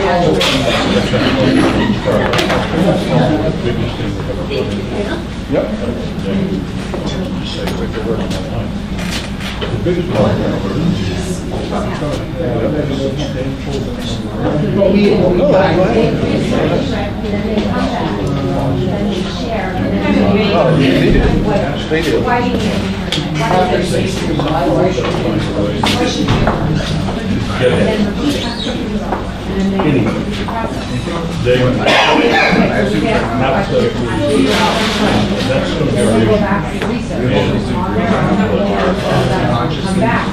Aware of the fact that they're You actually have I'm not doing it doesn't matter. The first question after we said is, what do you answer this question?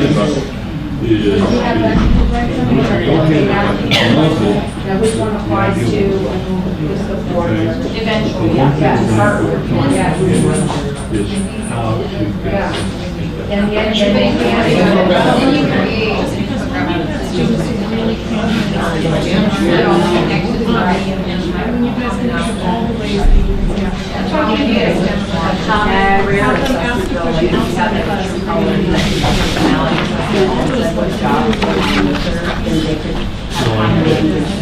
We're going to have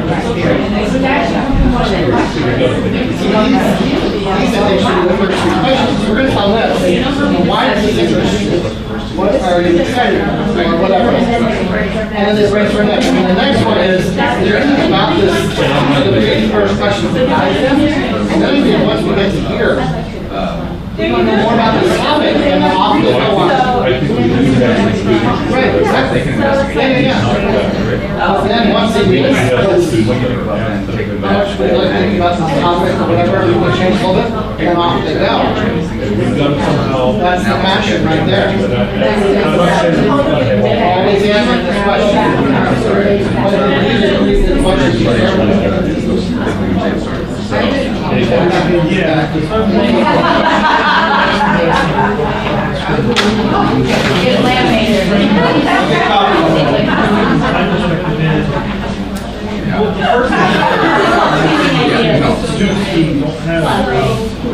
collaborating. They don't have What do you think about that? maybe the broad experience and I hope they might, but we're worried that.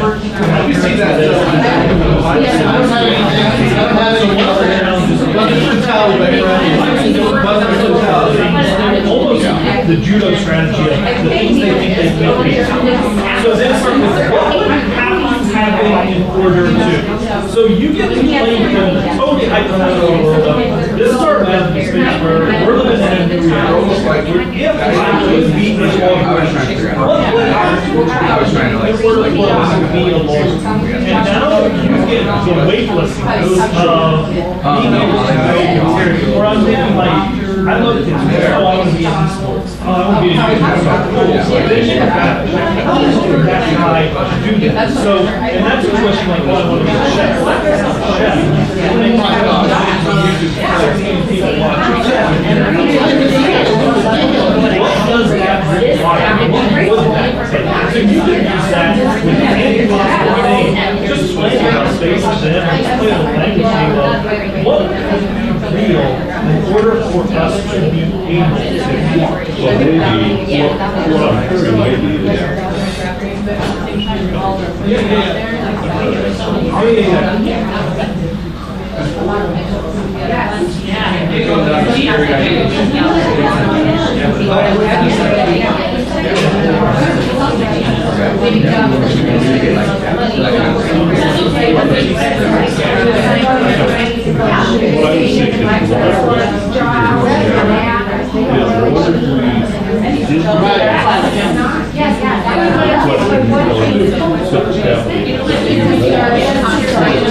but instead we go for a little exercise, let's just do a fantasy thing and require that for just a little bit. And then we come back and say, no, really. And that's what I'm saying. In other words, if I asked you to be a Reebok, what would you do? Well, that but at least you can pursue that for a short period of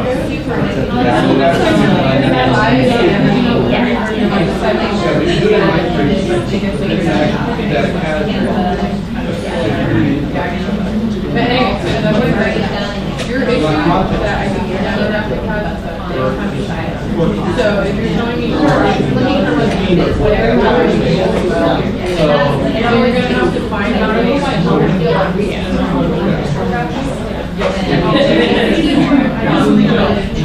gonna have to add. Well, they're not working.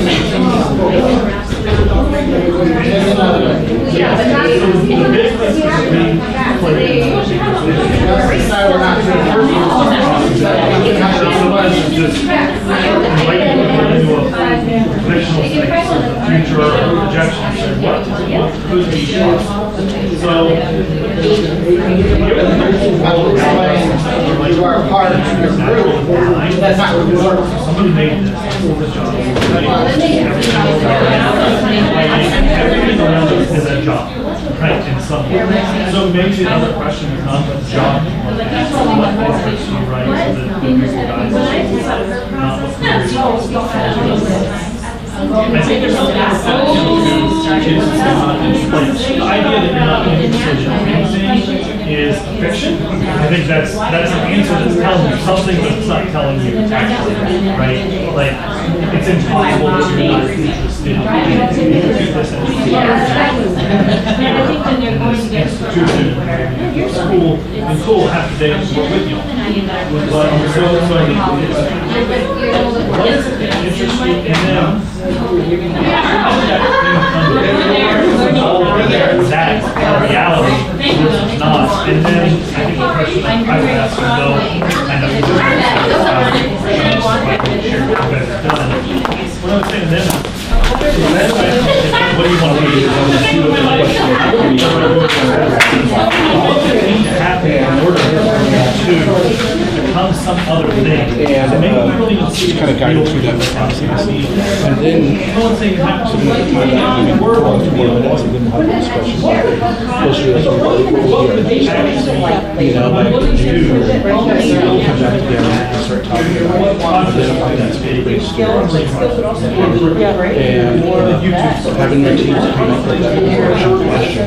Or working with those capabilities to develop Which is so inquiry, oh my gosh, it's so inquiry. And then maybe have a couple sessions with those people, maybe even with their parents too. And then before they leave, you know what that question is, or summer, you know what Kind of they're coming into. percolating. Yeah, I love that. What I'm expecting to be. I love that. I think So that's should we really go with good. that? I think that's good. Yep, I like it. I'm going to write down some ideas for how to help students begin to ask questions when they've never been allowed to. It's all been beat out of it. Do you want to help with that? Sure.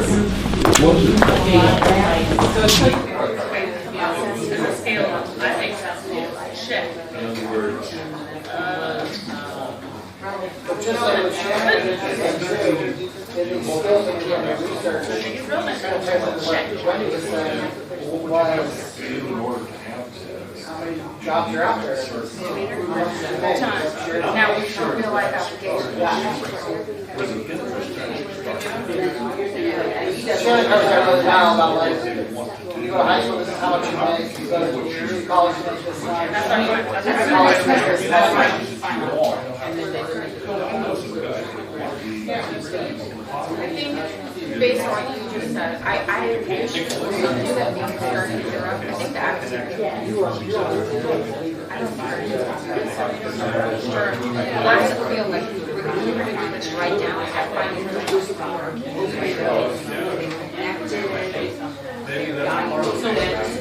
That's something that we've got to, we've got a guidance. I know what she's saying, you'll be surprised.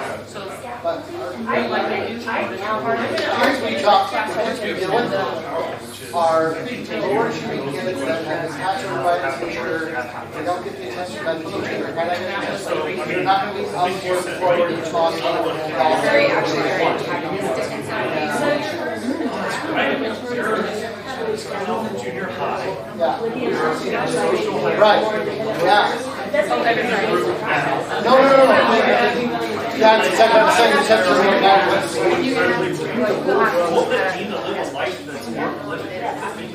So I think when we do that, they also analyze them, we're staff. Yes, but no. We can, I think that would be our contact line. We'll be able to give them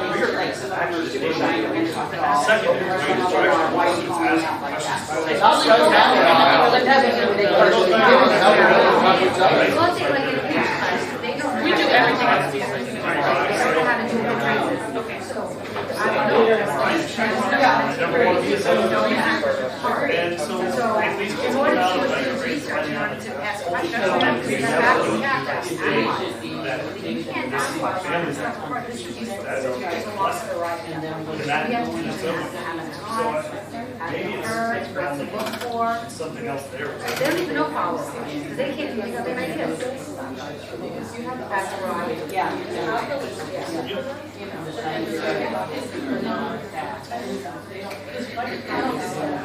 But like, it's like, how do we start off?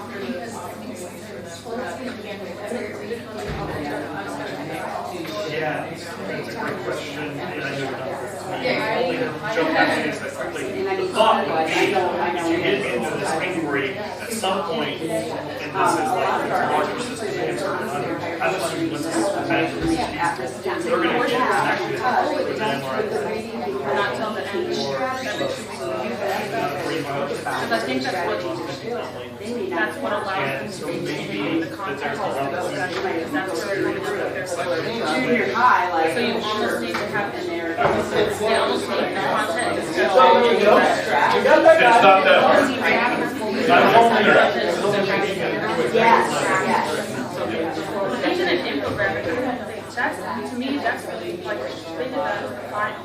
That wasn't everybody. They infographic every Is that a way to summarize it?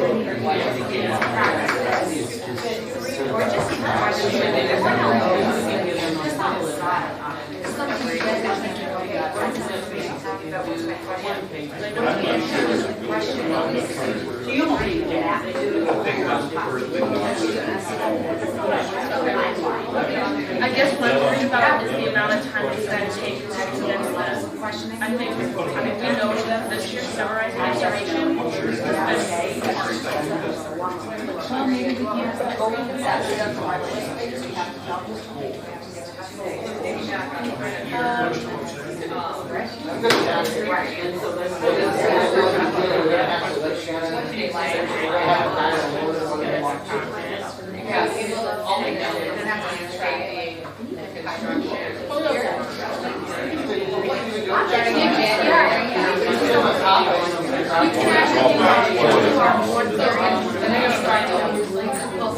Because I think, like I said, I think it was part of like I said, the content stuff happening outside of the questioning. And they come to class, I think so. Well, they have to. But you get what I'm saying, I'm just saying that we just every talk about it. They need to keep it. What is it about? No?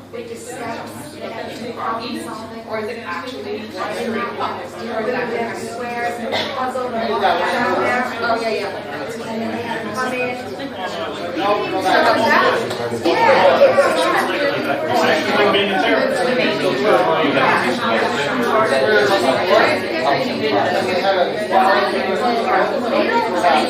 As a team, we're Now also there's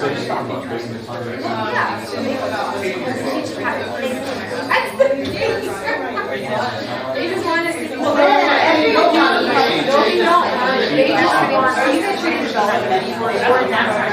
come back, but once they get something, I think that's too serious. Those kids can come back and it's so fun. You need to read it like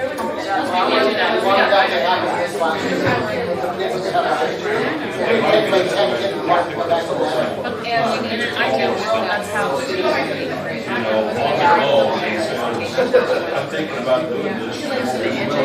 Can you have like modified sharing for discussion? See, I think Maybe we don't have designated class time, but you need to make sure. You know what I'm saying? But once again, our 21st century is realistic to say that you're all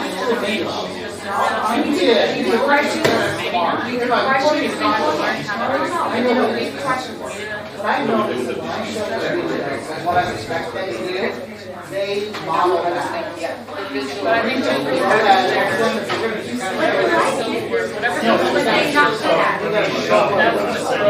Right, and so I think this thing would be like, academic articles. I mean, I think the first would be, they don't want to like they want still in the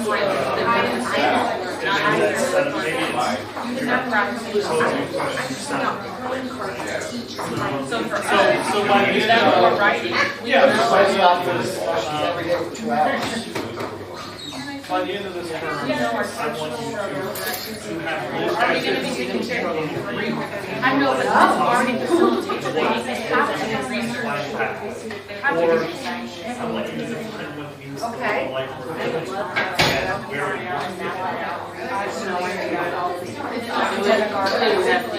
I love that. You know, you're up in the afternoon. Except Friday. But you know,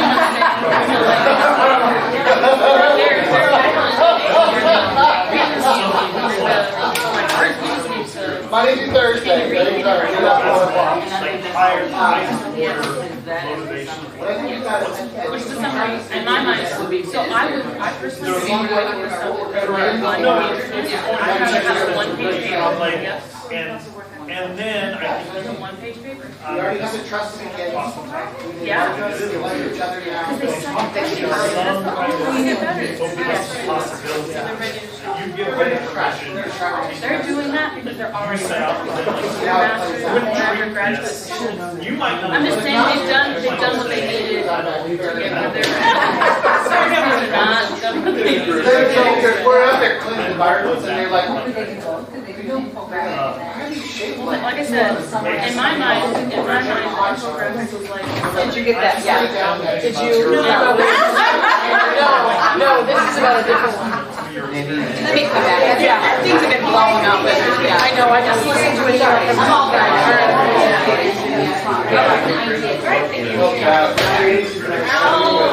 We still gotta get Chris. All right, let's bring everyone back together, please. All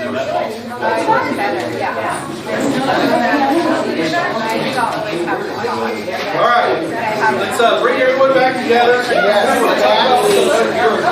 Yeah, I gained my weight back and I was Okay, Jimmy, okay, I want you to talk about what your big question is, or what your goal is, and what your next steps can be. So our goal, or our question, was based around our future education, and we're wanting to say,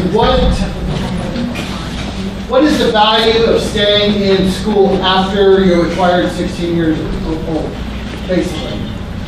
Why do you want to stay in education? Why should you stay in education after 16 when you're required to stay? And then we're going to have them branch off with some guiding questions and then go ahead and develop down into where they come up with. But we want to also identify the skills that these kids are going to need to get to where they need to be, because they don't know how to research properly. They don't know how to analyze properly. So we're going to have to spend some time with that. So we decided that we're going to actually try and do this next semester to kind of work out the bugs with our teams. And then we can kind of lay it out a little bit more specifically for the following year. Because now the kids trust us, they trust each other, and they talk to each other. So we're not starting with a cold group that doesn't do anything, and they all sit there and stare at each other for 4 weeks. These kids actually talk to each other, work together, and like each other. And so I think we can work through the bugs a little bit easier when we have that kind of group. Mike, I'm thinking right now, could you plant that question before you even go into winter break? So they can start thinking about that to frame them so they know what they're coming into second semester. Yeah. Or would you start it second semester? The thing we were talking about is our kids are really much visual learners. So us standing up there and talking about, and I'm going to use stand up for example, I'm not taking on, but I can't explain a Socratic seminar to the kid and tell the kid to sit down and do a Socratic seminar. They need to see what a Socratic seminar looks like in a video or a YouTube or whatever the hell they're going to look it up on. And so, because they're a lot quicker at that stuff than I am. And so I think if they see that, that's how we're going to learn. How are they going to learn best? How are they going to grasp our concepts? We want them to know the easiest way. Does that make sense? Yep, absolutely. Do you guys have anything else to add? Do you guys have any questions for them? No? All right, good job, Jimmy. Avid Dream Team. Actually, repeat the question, I stepped out, so what am I? We're just sharing our question? Sharing your question. Where are you at and what are the next steps? Thank you. All right, so the question that we came up with, and we're gonna have this as our Avid final for the semester, which would be, what should schools be teaching us to prepare us for life? And so we went through your rubric, and we were able to scale it. It is scalable. They're going to come out with some things. Is it relevant? Absolutely. And then are we able to articulate that to the kiddos? For sure. And so we kind of see the students going all kind of different directions with that. And then the idea of, I think we're going to be playing with the idea of how that looks like for our weeks, because we do have Avid curriculum that we're supposed to be doing during that time, but we can definitely step away. This still lends itself very well for Avid, and then how to really incorporate that discussion part with the different content that they're using, and we are going to force them to use academic journals and articles to increase that rigor in the reading, because we know that they're struggling with that. And instead of doing how you did the infographic, I think we've decided we're going to do the summary, because our students also need to work on their writing. So, Right, I found a weekly, for our students, they do a weekly written summary, 1 page, and I have a whole, explanation how they should do it, of what they researched for themselves that week. And the improvement in writing over the semester is profound. Yeah. So they do a summary for their own individual, and then they do a group infographic? The group infographic is just like every 5 or 6 weeks.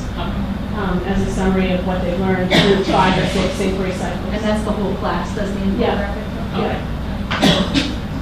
That's awesome. Let me ask you something. Would you involve I know you've involved the families. What about presenting it to their families? Have you ever thought about that, or the others? Okay. Great. This group over here. Well, we're not as efficient as apparently you are.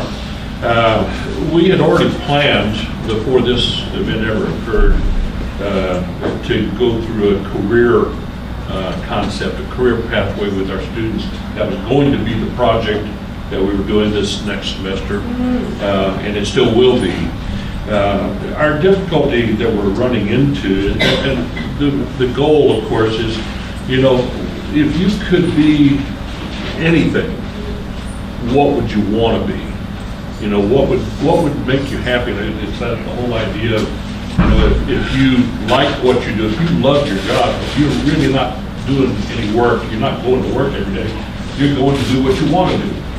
And if you're, you know, instead of our kids who, and we've heard it already, my dad's a landscaper and I'm going to be a landscaper. Or my family's got a restaurant, I'm going to be in the restaurant. Well, if you could be something else, what would you want to be? And how would you get there? What would you need to do in order to be in that place?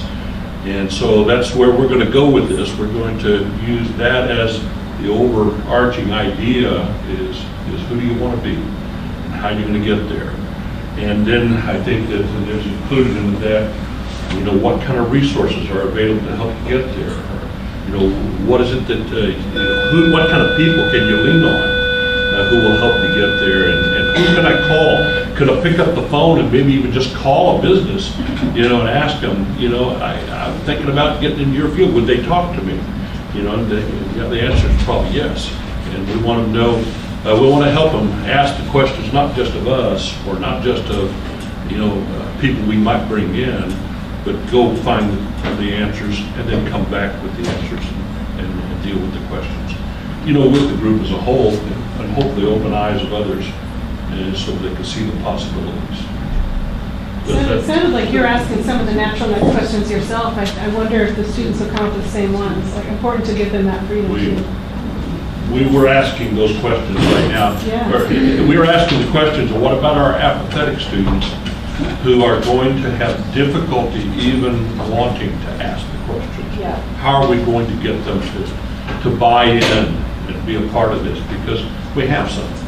And so we need to have some preparation on our end of some things that we're going to do to help make it possible for them to ask the questions.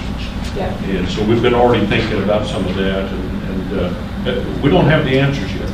We're working on it. So, awesome. Is there anything that I missed? I think the main thing on our side, we got to boil that down to like the core goal we're going to be doing, and we're going to have to figure out exactly how we want to run that as we kick it off.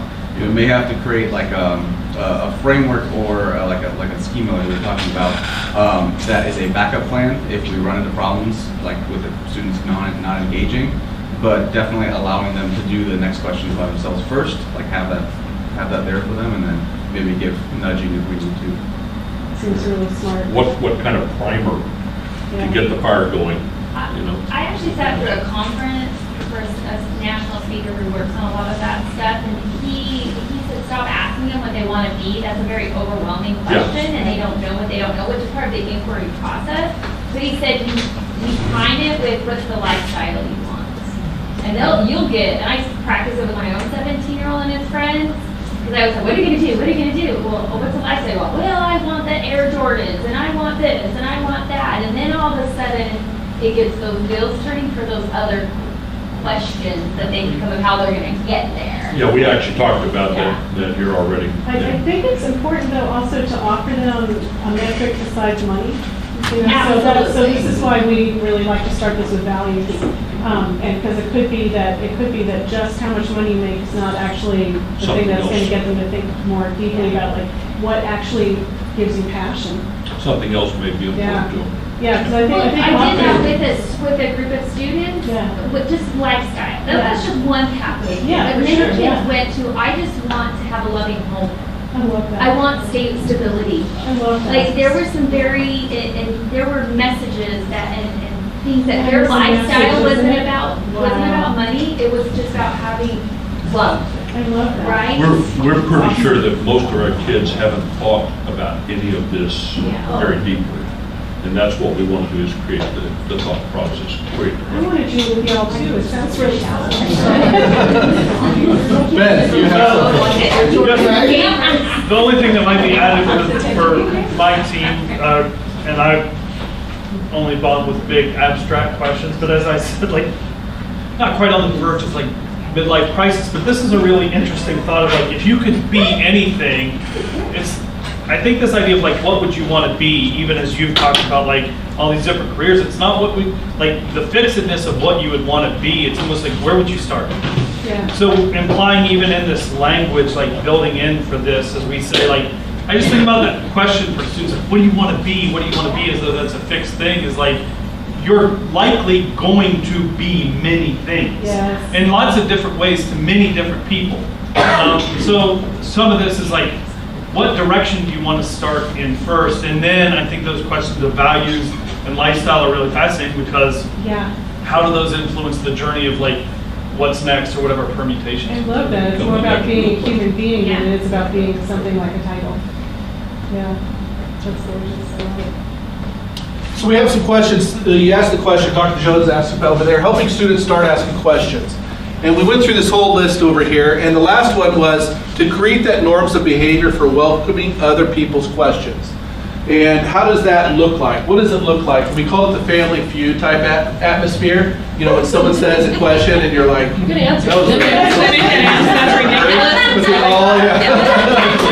Good answer, good answer. You know, how do you create that type of an atmosphere in your classroom? That is one of the biggest things that we have. So that's like our number one. We talked about choose from a list and give them that quiet time, because we know when they become freshmen, a lot of us, you know, myself, we all have these experiences where there was that dream killer in your educational career, where somebody squashed that. You're not the scientist. You do not know how to read because you forget what the color of the door was on page 67 in that lit review, okay? And it says that you don't know how to read. Or someone told you you don't know how to do math, so instantly when you go to math and you're talking about this topic, you're just in paranoia, right? So you give them that, choose from a list, give that quiet time, and helping them start giving those and turning them, showing them some stems. Ask after school and bring in, maybe they talk to a friend or a parent or a neighbor or a community member or a pastor, you know, practicing those type of questions. Take a question from a list and change it a little, okay? Show them questions, because like you said, they don't know how to ask a question, okay? All right, here's a list of questions that you could look at. Just change it just a little bit. What would make it your question from this question here, all right? And again, write down in class, not out loud yet, okay? Because again, there's a lot of that fear that they're dumb, they're stupid, you know, they're not worth it. They don't have that belief system. But those are just some things right here. Are there any others that you could do? Marlo? I was kind of thinking too, who would they want to talk to? And then we bring in people for them to interview and have a conversation with. You know, I mean, just maybe they saw something on YouTube, or, you know what I mean? Like, sometimes they need to see the world outside of the classroom, bringing in some people, or taking them to a place. I don't know, I'm just throwing that out as another way to kind of generate their questioning ideas for themselves. And so what I've liked in this inquiry cycle that Lindy does is that they have the team of teachers, and they get to a natural next question and they can't answer it, so they bring in somebody that could answer it. And they're not in there to talk about their career or to give a talk, but to answer that question alone. So when we were in there, it was about the biomes in the gut. They didn't know how to answer it, but they know the first female astronaut that was in the International Space Station that could talk about biomes in the gut. And she wasn't there just to talk about her experience in space, but that question alone. And so that's what we need to do, and bringing in those community members, Marlo, and those businesses, and showing the students the answer to those questions and their possibilities in those careers or their being. Does that make sense? Lori Jordan. Okay. So next steps, because I know you're already thinking about Saturday night already, all right? I see it in your brain. I love this discussion. Take it to your teams. Please invite me or any of the other APs, you know, into these if you want to explore this further. But come January, what we want to start to do is, I believe one of our next steps is talk about a little bit more about the Beagle inquiry cycle and how we can map out the different ideas and their questions so the students see their mind mapping that's going on. Is that the correct idea? Yeah, so one of the really important things is documenting for the students where they are. And so one of the options is to use the software that's made for that. Yeah. So look at that. We also want to start talking about how we're going to start identifying our 8th graders for the next year. One of the things that I'm already working with Carrie about is our registration for next year. What do we want to start looking for these students for the next year? And so we're going to ask that question. And then in the middle of probably the end of February after registration, going down and working with Carson Keno students in the 8th grade, introducing yourself, start developing those norms of behavior with the students, okay, developing those relationships, and then possibly starting to figure out what that big question is that we're going to be looking at coming into the fall. All right, so the students have that sense of familiarity with you, with each other. We're going to start developing those relationships and then get this going and the success teams going to that next level. All right, so that's our vision for it, and I'll put it down on paper. Are there any other questions that you would like in regards to this? Jimmy? I'm good. Is your team good? I think so. All right. Dream team in the back. Good. Good? Just a second, I'm asking, how are we? Yeah, we're good. They're good? Lindy, any last thoughts? I wanted to share that the meeting I had right before this one was with a teacher from Saudi Arabia who is going to take this method to Saudi Arabia and start using it there, which I thought was super cool. And if there's ever anything I can do that would be helpful or just like bounce ideas off, or if I would ever be welcome to come and experience your classroom, I would love to. I just think it's a great experiment that has a lot of potential, and I'm so there for the expedition. Randy? I know you got lots of thoughts regarding this, man. Do we even let it loose? No, man, let's keep it in the box. Yeah, it's really exciting. I want to thank you guys, Westwood, for welcoming me here. I know we're on the other side of town, but I'm here until I'm here. Okay. Well, let's give a round of applause to Lindy for coming in.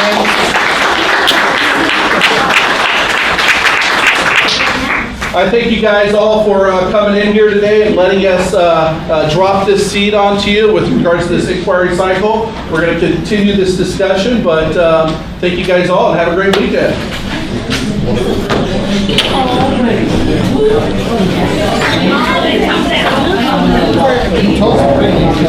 These are statistics. These are this is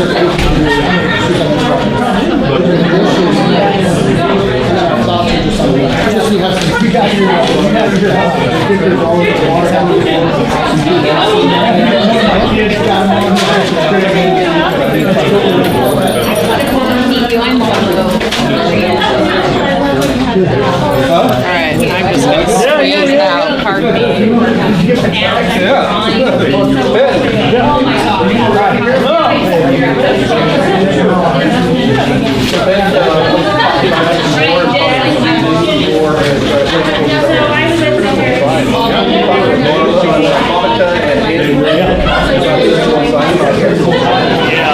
Foundation grant, yep. So we talked about maybe doing a design session to help the guy. Basically, part of that pathway.